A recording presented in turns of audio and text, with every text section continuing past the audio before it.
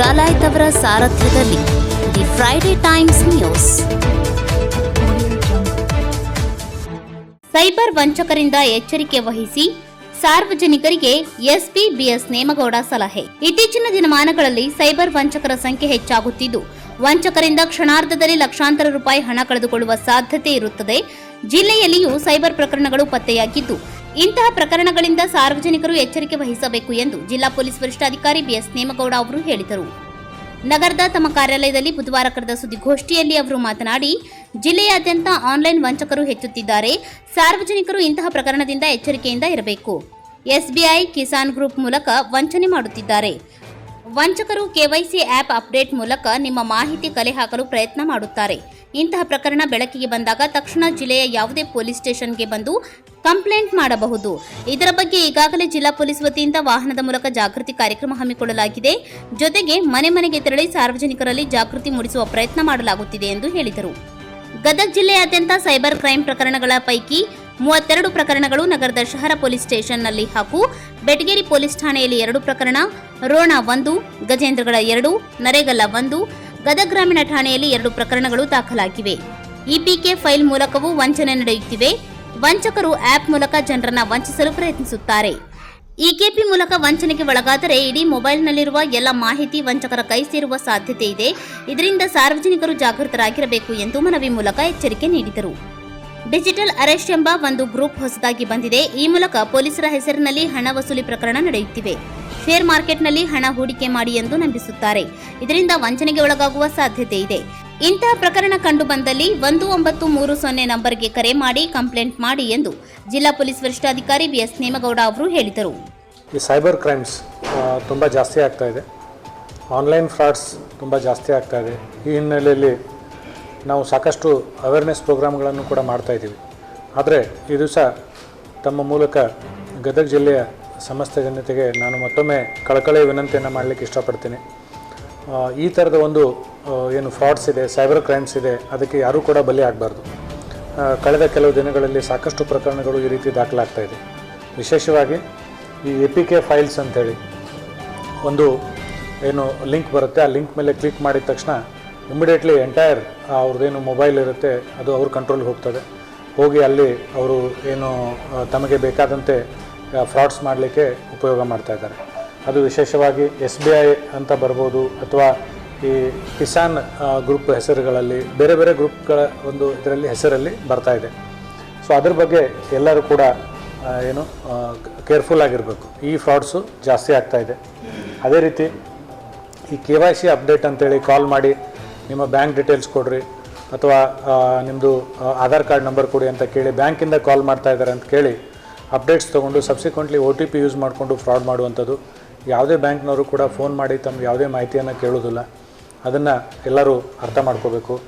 ಅದೇ ರೀತಿ ಈ ಡಿಜಿಟಲ್ ಅರೆಸ್ಟ್ ಅಂತ ಒಂದು ಹೊಸ ಒಂದು ಇದು ಸ್ಟಾರ್ಟ್ ಆಗಿದೆ. ಏನಂದರೆ ಏನಾದರೂ ನಿಮ್ಮ ಮೊಬೈಲಿಂದ ಆ ಥರದ್ದು ಅಶ್ಲೀಲವಾದ ವಿಡಿಯೋ ಹೋಗಿದೆ ಅಥವಾ ಏನಾದರೂ ಇನ್ಫಾರ್ಮೇಷನ್ ಶೇರ್ ಆಗಿದೆ, ನೀವು ತಕ್ಷಣ ನಾ ಹೇಳ್ದಂಗೆ ಕೇಳಿಲ್ಲ ಅಂತಂದರೆ ನಿಮಗೆ ಅರೆಸ್ಟ್ ಮಾಡ್ತೀವಿ ಅಥವಾ ಕೇಸ್ ರಿಜಿಸ್ಟರ್ ಮಾಡ್ತೀವಿ. ಯಾವುದಾದ್ರೂ ಇನ್ವೆಸ್ಟಿಗೇಟಿಂಗ್ ಏಜೆನ್ಸಿ ಹೆಸರು ಹೇಳಿ ಅಥವಾ ಎನ್ಫೋರ್ಸ್ಮೆಂಟ್ ಏಜೆನ್ಸಿ ಪೊಲೀಸ್ ಅಂತ ಹೇಳ್ಬೋದು, ಬೇರೆ ಬೇರೆ ಎನ್ಫೋರ್ಸ್ಮೆಂಟ್ ಏಜೆನ್ಸಿಗಳ ಹೆಸರುಗಳನ್ನು ಹೇಳಿ ಅವ್ರ ಕಡೆಯಿಂದ ಹಣ ಹಾಕ್ಸ್ಕೊಳ್ಳುವಂಥದ್ದು. ಸೊ ಅವರು ಹೆದರಿ ಅದಕ್ಕೆ ಹಣ ಹಾಕ್ತಾ ಇರೋದು ಕಂಡು ಬರ್ತಾ ಇದೆ. ಇವು ಕೆಲವು ಎಕ್ಸಾಂಪಲ್ಸ್ ಅಷ್ಟೇ. ಅದೇ ರೀತಿ ಶೇರ್ ಮಾರ್ಕೆಟಲ್ಲಿ ಇನ್ವೆಸ್ಟ್ಮೆಂಟ್ ಮಾಡೋದ್ರ ಬಗ್ಗೆ ಒಂದೇನಾದರೂ ನಿಮಗೆ ನಿನ್ನೊಬ್ಬ ನಮ್ಮ ಮಾಧ್ಯಮ ಮಿತ್ರ ಹೇಳ್ತಾಯಿದ್ರು, ಈ ಥರ ನಿಮಗೊಂದು ಕಾರ್ ಅಲೋಕೇಟ್ ಆಗಿದೆ, ಇಷ್ಟು ದುಡ್ಡು ಹಾಕ್ರಿ ಕಾರ್ ಕೊಡ್ತೀವಿ ಅಂತ ಹೇಳೋದು.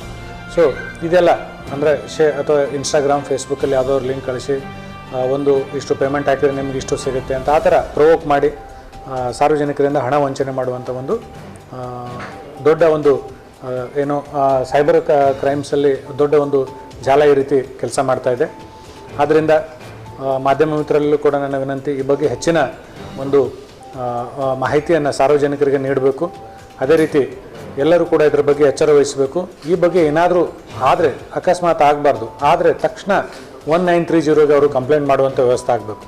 ಸೊ 1930 ಕಂಪ್ಲೇಂಟ್ ಆದರೆ ಏನಾದರೂ ಫ್ರಾಡ್ ಆಗಿದ್ದರೆ ಇಮಿಡಿಯೇಟ್ಲಿ ಅಕೌಂಟನ್ನು ಫ್ರೀಸ್ ಮಾಡಲಿಕ್ಕೆ ಹೆಲ್ಪ್ ಆಗ್ತದೆ. ಸೊ ಫರ್ದರ್ ಅದನ್ನು ನಾವು ರಿಲೀಸ್ ಮಾಡಿಸ್ಕೊಡ್ಲಿಕ್ಕೆ ಮತ್ತೊಂದು ನಾವು ಪ್ರೊಸೀಜರ್ ಮಾಡ್ಬೋದು. 193 ಮೊದಲು ಆಗದೇ ಇರುವಾಗೆ ಕ್ರಮ ತಗೋಬೇಕು. ಇನ್ ಕೇಸ್ ಏನಾದರೂ ತಪ್ಪಿ ಆಗಿಬಿಟ್ರೆ ತಕ್ಷಣ 1930ಗೆ ಅದ್ರ ಬಗ್ಗೆ ಕಂಪ್ಲೇಂಟ್ ಲಾಡ್ಜ್ ಮಾಡಬೇಕು. ಮತ್ತು ನಮ್ಮ ಸೆನ್ ಪೊಲೀಸ್ ಸ್ಟೇಷನ್ ಏನಿದೆ ಅಲ್ಲಿ ಗದಗಲ್ಲಿ, ಅದೇ ರೀತಿ ಯಾವುದೇ ಪೊಲೀಸ್ ಸ್ಟೇಷನ್ ನಮ್ಮದು ಈಗ ಏನು ಲೇಟೆಸ್ಟ್ ಇನ್ಸ್ಟ್ರಕ್ಷನ್ ಏನಿದೆ ಅಂತಂದರೆ ಯಾವುದೇ ಪೊಲೀಸ್ ಸ್ಟೇಷನಲ್ಲೂ ಕೂಡ ಈ ಸೈಬರ್ ಕ್ರೈಮ್ ಬಗ್ಗೆ ಕಂಪ್ಲೇಂಟ್ ಕೊಡಲಿಕ್ಕೆ ಹೋದರೆ ಕಂಪ್ಲೇಂಟ್ ತೊಗೋಬೇಕು, ಇಮಿಡಿಯೇಟ್ಲಿ ಫರ್ದರ್ ಪ್ರೊಸೀಜರ್ ಮಾಡಬೇಕು ಅಂತೇಳಿ ನಾವು ಇನ್ಸ್ಟ್ರಕ್ಷನ್ ಕೊಟ್ಟಿದ್ದೀವಿ. ತಮಗೆಲ್ಲ ಗೊತ್ತಿರುವಾಗ ಇದ್ರ ಬಗ್ಗೆ ನಾವೊಂದು ಎಕ್ಸ್ಕ್ಲೂಸಿವ್ ವೆಹಿಕಲಲ್ಲೇ ಗದಗ ಡಿಸ್ಟಿಕಲ್ಲಿ ಓಡಾಡಿಸ್ತಾ ಇದ್ದೀವಿ.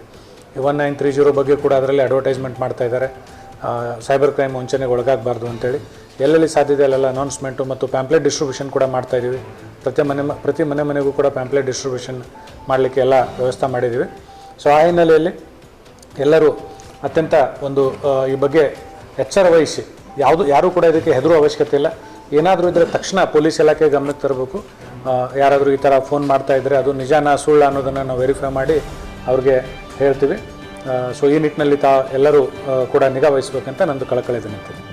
2024ರಲ್ಲಿ ಬೇರೆ ಬೇರೆ ಫ್ರಾಡ್ಸ್, ಅದು OTP ಫ್ರಾಡ್ಸ್ ಇರ್ಬೋದು ಮತ್ತು ಎಲ್ಲ ಬೇರೆ ಬೇರೆ ಫ್ರಾಡ್ಸ್ ಒಟ್ಟು 32 ಕೇಸ್ಗಳು ರಿಜಿಸ್ಟರ್ ಆಗಿದೆ ನಮ್ಮ ಸೆನ್ ಪೊಲೀಸ್ ಸ್ಟೇಷನಲ್ಲಿ. ಲೋಕಲ್ ಪೊಲೀಸ್ ಸ್ಟೇಷನಲ್ಲಿ 12, ಅಂದರೆ 32 ಕೇಸ್ಗಳು ಸೆನ್ ಪೊಲೀಸ್ ಸ್ಟೇಷನ್ಲಾಗಿದೆ, 12 ಕೇಸ್ಗಳು ಇನ್ನು ಬೇರೆ ಬೇರೆ ಪೊಲೀಸ್ ಸ್ಟೇಷನ್ಲಾಗಿದೆ. ಕೂಡ ಒಂದು 2-3 ಇನ್ಸಿಡೆಂಟ್ ನಮಗೆ ರಿಪೋರ್ಟ್ ಆಗಿದೆ ಈ ರೀತಿ ಇದು ಬರ್ತಾ ಇರೋದು, ಏನು APK ಫೈಲ್ಸ್ ಬರ್ತಾ ಇರೋದು, ಆ ಬಗ್ಗೆ ಅವ್ರಿಗೆ ವಂಚನೆಗೆ ಒಳಗಾಗೋದು, ಆ ಥರದ ಪ್ರಕರಣಗಳು ಕೂಡ ದಾಖಲಾಗ್ತಾ ಇದೆ. ಡಿಲೀಟ್ ಮಾಡಿದರೆ ಹೋಗ್ತದೆ, ಯಾರು ಕೂಡ ಓಪನ್ ಮಾಡಿ ಅದರ ಯಾವುದೂ ಇನ್ಸ್ಟ್ರಕ್ಷನ್ಸ್ ಫಾಲೋ ಮಾಡಬಾರ್ದು. APK ಫೈಲ್ ಅಂದರೆ ಇದೊಂದು ಒಂಥರ ಇದ್ದಂಗೆ, ಏನೋ ವೈರಸ್ ಫೈಲ್ ಇದ್ದಂಗೆ ಅಥವಾ ಒಂದು ಫ್ರಾಡ್ ಫೈಲ್ ಅದು ಅದರಲ್ಲಿ ಏನಿರ್ತದೆ, ಸಾಫ್ಟ್ವೇರ್ ಯಾವ ರೀತಿ ಡೆವಲಪ್ ಮಾಡಿರ್ತಾರೆ ಅಂದರೆ ಅದರಲ್ಲಿ ಅದನ್ನು ಲಿಂಕ್ ಮಾಡಿದ ತಕ್ಷಣ ಎಂಟೈರ್ ಏನು ನಿಮ್ಮದು ಆಪ್ರೇಟಿಂಗ್ ಸಿಸ್ಟಮ್ ಇರುತ್ತೆ, ಆ ಆಪ್ರೇಟಿಂಗ್ ಸಿಸ್ಟಮನ್ನು ಅವ್ರ ಕಂಟ್ರೋಲ್ಗೆ ಹೋಗಿಬಿಡುತ್ತೆ ಇಂಡೈರೆಕ್ಟ್ಲಿ, ಅಂದರೆ ವಿತೌಟ್ ನೋವಿಂಗ್ಲಿ. ಸೊ ವಾಪಸ್ ಅದನ್ನು ಅವ್ರು ಏನು ಬೇಕೋ ಅದನ್ನು ಮಾಡಿ ಅವರು ಆಪ್ರೇಟ್ ಮಾಡಲಿಕ್ಕೆ ಅನುಕೂಲ ಆಗ್ತದೆ. ಸೊ ಆ ರೀತಿ ಅದನ್ನು ಡೆವಲಪ್ ಮಾಡಿರ್ತಾರೆ, ಒಂದು ಅದಕ್ಕೆ ನಾವು ಮಾಲ್ವೇರ್ ಅಂತಲೂ ಹೇಳ್ಬೋದು. ಅಂದರೆ ಇಟ್ಸ್ ಇಲ್ಲಿಗಲ್ ಅದೊಂದು ಸಾಫ್ಟ್ವೇರ್, ಅದನ್ನು ಯೂಸ್ ಮಾಡಿಕೊಂಡು ಫ್ರಾಡ್ ಮಾಡ್ತಾರೆ. ಅಂದರೆ ನಿಮ್ಮ ಸಿಮ್ದು ಕಂಟ್ರೋಲ್ ಅವ್ರ ಕಡೆ ಹೋಗ್ಬಿಡುತ್ತೆ, ಇಡೀ ಫೋನ್ ಇನ್ಕ್ಲೂಡಿಂಗ್ ಅವರ್ ವಾಟ್ಸಪ್ ಕೂಡ. ಈಗ ಅಂದರೆ ಅವ್ರಿಗೆ ಗ್ಯಾಲರಿಗಿಂತ ಏನಾಗಿದೆ ಅಂದರೆ ನೀವು ಇಮಿಡಿಯೇಟ್ಲಿ ನೆಕ್ಸ್ಟ್ OTPಗಳೆಲ್ಲ ತೊಗೊಳ್ಳಿಕ್ಕೆ ಏನು ಹೆಲ್ಪ್ ಬೇಕಾಗಿರ್ತದಲ್ಲ ಆ ಪ್ರೊಸೆಸನ್ನು ಮಾಡ್ಕೊಳ್ತಾರೆ.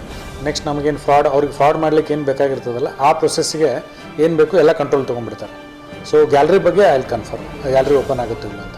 ಈ ಏನು ಫ್ರಾಡ್ ಮಾಡಲಿಕ್ಕೆ ಏನು ಅವ್ರಿಗೆ ಪ್ರೊಸೀಜರ್ ಇದು ಬೇಕಾಗುತ್ತೆ information, that information they will get immediately.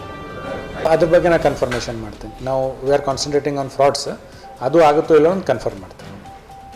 ₹1 ಇದ್ರೂ ಕೊಡಿ, ಫ್ರಾಡ್ ಈಸ್ ಫ್ರಾಡ್, ಅಮೌಂಟ್ಗಿಂತ ಫ್ರಾಡ್ ಇಂಪಾರ್ಟೆಂಟ್ ಅಂತ ಇಲ್ಲ. ಸೆನ್ ಪೊಲೀಸ್ ಸ್ಟೇಷನ್ದಲ್ಲಿ 32, ಬೇರೆ ಬೇರೆ ಪೊಲೀಸ್ ಸ್ಟೇಷನ್ಗಳಲ್ಲಿ 12. ಅಂದರೆ ಎಲ್ಲ ಅಂಡರ್ ಇನ್ವೆಸ್ಟಿಗೇಷನ್ ಇದ್ದಾವೆ. V are putting hour efforts. ನಿಮಗೆ ಇದ್ರದ್ದು ಹಿನ್ನೆಲೆ ಗೊತ್ತಲ್ಲ ಹೇಗಿರುತ್ತೆ ಅಂತೇಳಿ, ಎಲ್ಲಿಂದ ಆಪ್ರೇಟ್ ಮಾಡ್ತಾರೆ, ಬೇರೆ ಬೇರೆ ಕಡೆಯಿಂದ ಆಪ್ರೇಟ್ ಮಾಡ್ತಾರೆ, ರೀಚ್ ಆಗೋದು ಕೂಡ ಅಷ್ಟೇ ಡಿಫಿಕಲ್ಟ್ ಇರ್ತದೆ. So all cases are under investigation. We are putting our maximum efforts. ಇದರಲ್ಲಿ ಕೂಡ ಹೆಡ್ಸ್ ನೋಡಿ, OTP ಫ್ರಾಡ್ ಕೇಸಸ್ 6 ಇದೆ, ಲಾಟ್ರಿ ಫ್ರಾಡ್ ಕೇಸ್ 1 ಇದೆ, ಟೆಲಿಗ್ರಾಮ್ ಟಾಸ್ಕ್ ಕೊಡೋದಿದೆಯಲ್ಲ ಅದು 7 ಕೇಸ್ ಇದೆ, ಬಿಸ್ನೆಸ್ ಅಪಾರ್ಚುನಿಟಿ ಫ್ರಾಡ್ ಕೇಸಸ್ 7 ಇದೆ, ಕ್ರೆಡಿಟ್ ಕಾರ್ಡ್ ಫ್ರಾಡ್ ಕೇಸಸ್ 2 ಇದೆ, EPS ಅಂದರೆ ಆಧಾರ್ ಬೇಸ್ಡ್ ಪೇಮೆಂಟ್ ಇದೆಯಲ್ಲ ಅದು 2 ಇದೆ, ಆಮೇಲೆ ಟಿಪ್ ಲೈನ್ ಕೇಸಸ್ 2 ಇದೆ, ಡಿಜಿಟಲ್ ಅರೆಸ್ಟ್ 1 ಇದೆ, APK ಫೈಲ್ಸದು 2 ಕೇಸ್. ನಮ್ಮ ಹತ್ರ ಏನು ಅಪ್ರೋಚ್ ಮಾಡಿ ಬಂದು ಕಂಪ್ಲೇಂಟ್ ಕೊಟ್ಟರೆ ಎಲ್ಲ ತೊಗೊಂಡಿದ್ದೀವಿ. ಸೊ ಅದರ್ವೈಸ್ ಅವರು 1930 ಕಂಪ್ಲೇಂಟ್ ಮಾಡಿದ್ರು ಕೂಡ ನಮಗೆ ಆನ್ಲೈನಲ್ಲಿ ಬಂದಲ್ಲಿ ಲಾಕ್ ಆಗ್ತದೆ. ಸಬ್ಸಿಕ್ವೆಂಟ್ಲಿ ನಾವು ಅವ್ರ ಮತ್ತೆ ಕಾಂಟ್ಯಾಕ್ಟ್ ಮಾಡಿ ಏನಿದೆ ಅಂತ ಕರೆಸಿ ಕೇಳಿ ಮುಂದಿನ ಅದು ಕೂಡ ಪ್ರೊಸೀಜರ್ ಮಾಡ್ತೀವಿ. ಸೊ ಇಟ್ಸ್ ಅಂದರೆ ಎಮರ್ಜಿಂಗ್ ಎವ್ರಿ ಡೇ ನ್ಯೂ ಏನು methodology they are finding. So ನಾವು ಅದಕ್ಕೆ ಇಮಿಡಿಯೇಟ್ಲಿ ನಾವು ಜನರು, ಸಾರ್ವಜನಿಕರು ಮತ್ತು ಇನ್ವೆಸ್ಟಿಗೇಟಿವ್ ಏಜೆನ್ಸಿ ಕೂಡ ಅದಕ್ಕೆ ಕೋಪಪ್ ಆಗಿ ಅವೇರ್ನೆಸ್ ಭಾಳ ಇಂಪಾರ್ಟೆಂಟ್, ಅಲರ್ಟ್ ಆಗಿರೋದು ಭಾಳ ಇಂಪಾರ್ಟೆಂಟ್. ನೋಡಿ ನಾವು ಎಲ್ಲ ಪೊಲೀಸ್ ಸ್ಟೇಷನಲ್ಲೂ ಇದ್ರ ಬಗ್ಗೆ ಟ್ರೈನಿಂಗ್ ಆಗಿದೆ. ಆಲ್ ಆಫೀಸರ್ಸ್ ಮತ್ತು ಮ್ಯಾಕ್ಸಿಮಮ್ ಸ್ಟಾಫ್ಗೆಲ್ಲ ಟ್ರೈನಿಂಗ್ ಆಗಿದೆ. ಆಮೇಲೆ ಸಿಸ್ಟಮ್ ವೈಸ್ ನೋಡಿ, ರೀಸೆಂಟ್ಲಿ ಸೆನ್ ಪೊಲ್ಯೂಷನ್ ನಾನೇ 4 ಸಿಸ್ಟಮ್ ಅಲಾಟ್ ಮಾಡಿದ್ದೀನಿ, ಸಿಸ್ಟಮ್ಸ್ ಕೊಟ್ಟಿದ್ದೀವಿ, ಸಾಫ್ಟ್ವೇರ್ಸ್ ಇದ್ದಾವೆ, ಟೂಲ್ಸ್ ಇದ್ದಾವೆ, ಅದು ಯಾವುದೂ ಕೊರತೆ ಇಲ್ಲ.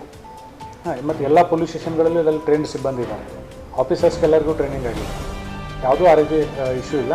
ಸೆನ್ ಪೊಲೀಸ್ ಸ್ಟೇಷನ್ ತಮಗೆಲ್ಲ ಗೊತ್ತಿರುವಂಗೆ ಇಲ್ಲ DSP ಆಫೀಸ್ ಮೊದಲು DPOದಲ್ಲಿ ಇತ್ತು, ಸ್ಪೇಸ್ ಇರಲಿ ಅಂತ ಇಲ್ಲಿ ನಾವು ಏನು ಟ್ರಾಫಿಕ್ ಪೊಲೀಸ್ ಸ್ಟೇಷನಲ್ಲಿದೆ ಅಲ್ಲಿ ಇದು ಮಾಡಿ ಬೇಕಿದ್ರೆ ಇನ್ನೂ ಅವ್ರಿಗೆ ಹೆಚ್ಚಿಗೆ ಬೋರ್ಡ್ಸ್ ಎಲ್ಲ ಹಾಕಿ ಇದು ಮಾಡಲಿಕ್ಕೆ ವ್ಯವಸ್ಥೆ ಮಾಡ್ತೀವಿ. ದಿನ ಅವೇರ್ನೆಸ್ ನಡೀತಾ ಇದೆ. ಒಂದು ಜೀಪನ್ನು ಕೊಟ್ಟು ಒಂದು ಪೊಲೀಸ್ ಠಾಣೆ ವ್ಯಾಪ್ತಿಯಲ್ಲಿ ಸುತ್ತಾಡ್ತಾ ಇದೆ ದಿನ. ಇದು ಏನಾಗುತ್ತೆ, ಅದು ಅವ್ರ ಮೇಲೆ ಬಿಟ್ಟು ಇದಾಗುತ್ತೆ. ₹300 ಹೋಗಿದೆ ಬಿಡು ಅಂತ ಅವ್ರು ಬಿಡ್ಬೋದು, ಅಥವಾ ನಮಗೆ ಕಂಪ್ಲೇಂಟ್ ಬಂದರೆ ನಾವು ಅದ್ರ ಮೇಲೆ ಆ್ಯಕ್ಟ್ ಮಾಡ್ತೀವಿ. ಅದು 300 ರೂಪಾಯಿ ಇರಲಿ 100 ರೂಪಾಯಿ ಇರಲಿ 30,000 ಎಷ್ಟಿದ್ರು ನಾವು ಆ್ಯಕ್ಟ್ ಮಾಡ್ತೀವಿ. ನಮಗೆ ಅದು ಕ್ರಿಮಿನಲ್ ಕೇಸೇ, ಸೈಬರ್ ಕ್ರೈಮ್ ಕೇಸೇ ಅದು ಮಾಡ್ತೀವಿ. ತಮ್ಮದು suggestion taken it very positively. ಆ ಥರ ಏನಾದರೂ ಸಜೆಷನ್ ಕೊಡಿ. ನಾವು itself will start in creating awareness about that. Other than CEN police station 12 case ಆಗಿದೆ ಅಂತ ಹೇಳಿದ್ರೆ, ಅದು ಬೆಟಗೇರಿ ಪೊಲೀಸ್ ಸ್ಟೇಷನಲ್ಲಿ 2 ಆಗಿದೆ, ರೋನ್ ಪೊಲೀಸ್ ಸ್ಟೇಷನಲ್ಲಿ ಆಗಿದೆ, ಗಜೇಂದ್ರಗಡ ಪೊಲೀಸ್ ಸ್ಟೇಷನಲ್ಲಿ 2 ಆಗಿದೆ, ನರೇಗಲ್ ಪೊಲೀಸ್ ಸ್ಟೇಷನಲ್ಲಿ ಆಗಿದೆ, ನರಗುಂದ್ ಪೊಲೀಸ್ ಸ್ಟೇಷನ್ದಲ್ಲಿ 3 ಕೇಸ್ ಆಗಿದೆ, ಗದಗ ಗ್ರಾಮೀಣ ಪೊಲೀಸ್ ಸ್ಟೇಷನ್ನಲ್ಲಿ 2 ಕೇಸ್ ಆಗಿದೆ. The Friday Times news